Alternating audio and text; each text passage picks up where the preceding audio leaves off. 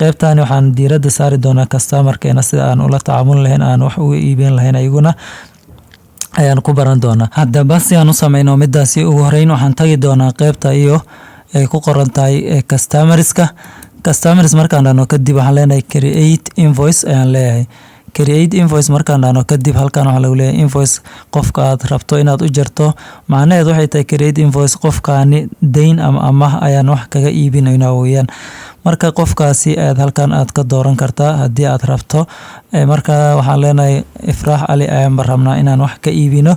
kadib halkan itemka waxaan leenahay marka waxaan ka iibin doonaa qoftaasi Apple 15 Max Pro ayaan ka iibin doonaa.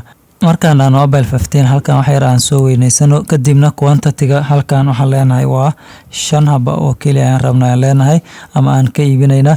kadibna qiimuhu waa 1600 ayaan leenahay. intaas markaan dhano kadib halkan ayaan tagi doonaa qaybta labaad ayaan tagi doonaa. kadibna waxaan leeyahay halkani Oppo ayaan leenahay. Oppo asiguna waxaan leenahay 5 haba ayaan leenahay. 5 markaan dhano kadib waxaan leenahay qiimihiisu waa 190 ayaan leenahay. kadib totalkiisa ayaad u jeedaa. inta markaan sameyno kadib halkan invoice numberka waad bedeli kartaa oo midka adigu boonadaada ay marayso aad ka dhigan kartaa. waxaan baleeyahay waa 10 ayaan leenahay.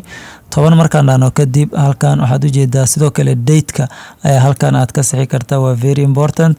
12 ayaan leenahay bisha 12aad. kadibna qofkani waxaa lagu yeelanayaa lacag gaaraysa $8,950. inta marka aan sameyno kadibna ugu dambeyn waxaan dhihi doonaa save and close ayaan leenahay. wuxuu leeyahay the credit limit for Ifraax Ali is 5,000.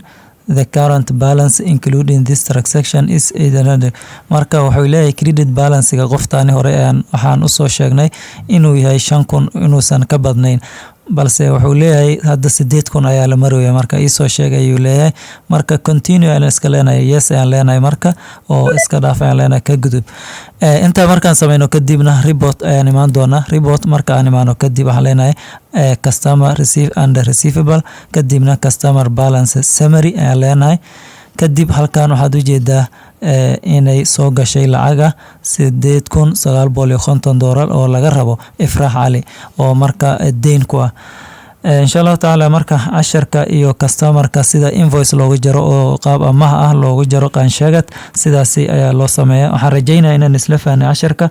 waxaan idin leeyahay soo dhawaada. wassalaamu calaykum waraxmatullaahi wabarakaatuh.